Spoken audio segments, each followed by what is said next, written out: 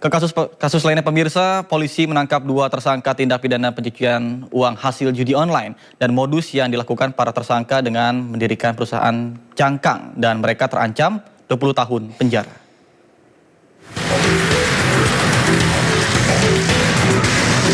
Dua tersangka berinisial OHW dan H ini hanya bisa tertunduk malu saat dihadirkan di Bareskrim Polri Rabu siang. Keduanya ditangkap dan ditetapkan sebagai tersangka karena melakukan tindak pidana pencucian uang.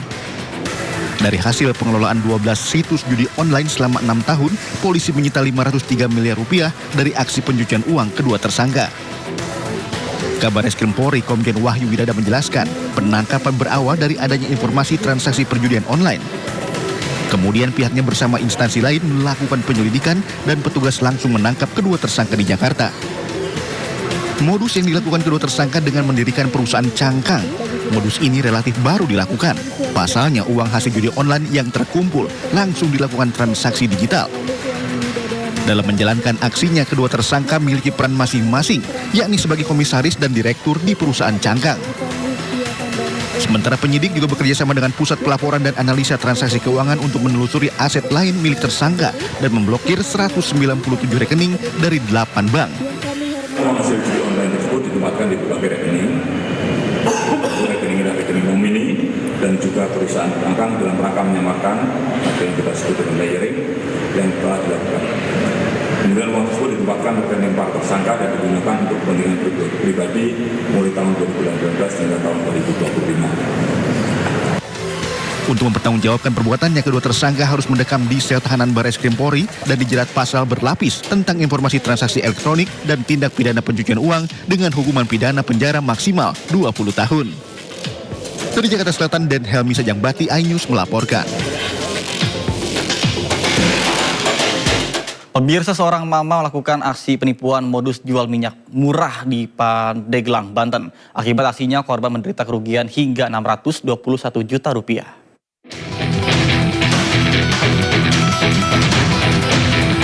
Polisi menggelandang Sri Rahayu 30 tahun karena melakukan aksi penipuan hingga 3 korban mengalami kerugian hingga ratusan juta rupiah di Pandeglang. Modus pelaku dengan menawarkan minyak goreng jauh di bawah harga pasaran. Awalnya pelaku memberikan pesanan minyak goreng sesuai dengan yang dipesan korban. Namun setelah korban memesan dalam jumlah yang lebih besar, ternyata minyak goreng tidak kunjung datang. Bahkan karena tidak dapat memenuhi pesanan, pelaku pun menghindar dari korban hingga dilaporkan ke polisi. Dari ketiga korban, total kerugian yang dialami sebesar 621 juta rupiah. Korban ini membeli beberapa kali minyak goreng, namun pada saat mau dikirim, nanti dia mengatakan nanti akan saya kirim sekaligus, jadi bukan hanya sekali pembelian. Nah, pada saat waktu yang dijanjikan, itu barang-barangnya, minyak gorengnya tidak juga sampai diterima oleh pembeli itu. Atas perbuatannya, pelaku harus terjerat pasal 378 dan pasal 373 dengan ancaman 6 tahun kurungan penjara. Dari Pandeglang, Banten, Iskandar Nasution, iNews melaporkan. Pemirsa, anggota Komisi 10 DPR RI Ahmad Dhani dinyatakan melanggar kode etik sebagai anggota legislator atas dugaan penghinaan marga Pono yang berasal dari Nusa Tenggara Timur. Putusan disampaikan Mahkamah Kehormatan Dewan DPR RI dan Ahmad Dhani mendapatkan sanksi berupa teguran lisan.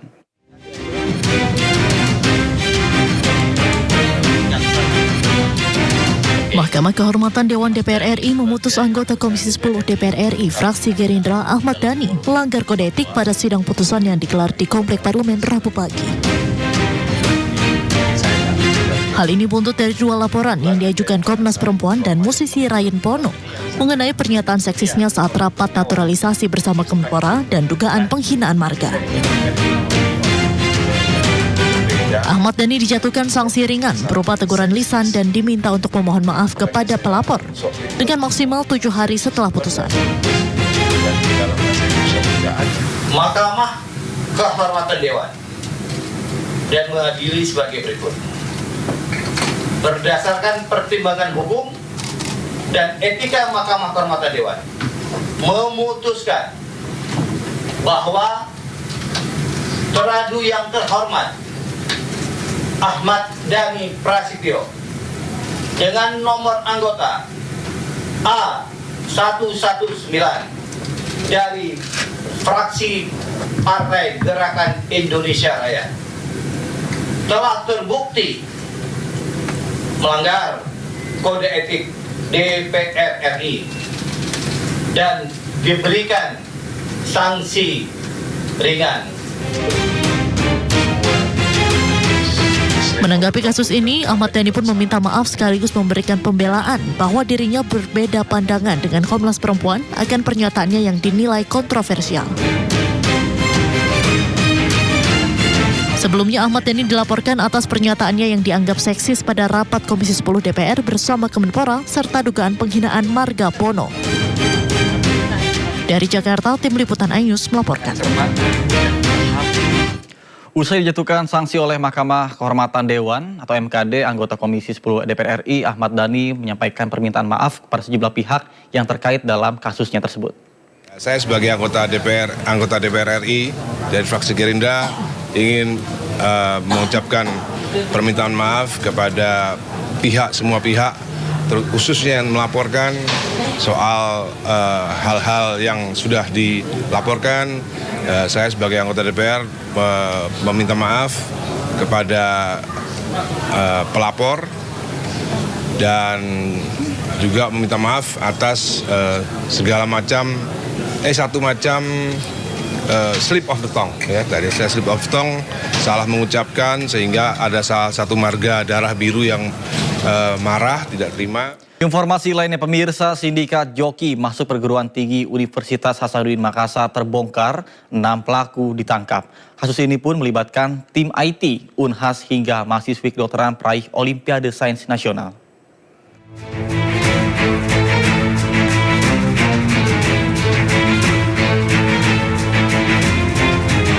Polrestabes Makassar bersama Universitas Hasanuddin menangkap 6 orang sindikat joki pada seleksi nasional penerimaan mahasiswa baru. Ke-6 pelaku yang ditangkap AL, MY, IMS, dan ZR, dan 1 perempuan mahasiswi kedokteran UNHAS berinisial CA. Mereka memasang tarif Rp200 juta untuk menjadi joki. Joki SNPMB tersebut terdeteksi pada saat pelaksanaan ujian tulis berbasis komputer pada April 2025 lalu. Aplikasi ilegal dipasang di komputer oleh pegawai IT Unhas, sementara calon mahasiswa hanya membuka aplikasi tersebut dan menunggu hasil jawaban yang dikerjakan oleh orang lain. Di mana ada orang yang berusaha untuk memasukkan mahasiswa ke salah satu universitas di Makassar, yaitu Unhas, dengan cara-cara yang melanggar hukum, ya.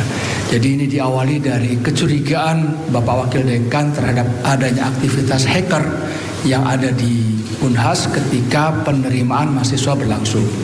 Lalu ini dilaporkan kepada kami dari pihak Polrestabes dan kami melihat ada aktivitas di dalam komputer yang digunakan oleh calon mahasiswa untuk masuk ini ternyata telah disusupi aplikasi, ya, yang dilakukan oleh orang dalam dari Unhas. Mirisnya, tersangka CA, mahasiswi kedokteran Unhas, pernah meraih prestasi Olimpiade Sains Nasional Matematika saat SMA dan jadi mahasiswa berprestasi di Unhas. Ya, Unhas tidak mentolerir aksi ini dan akan memecat pegawai IT dan mengeluarkan mahasiswa yang terlibat. Atas perbuatannya, pelaku dijerat dengan pasal pelanggaran ITE dengan ancaman hukuman maksimal 9 tahun penjara. Dari Makassar, Sulawesi Selatan, Leo Muhammad Nur, iNews melaporkan.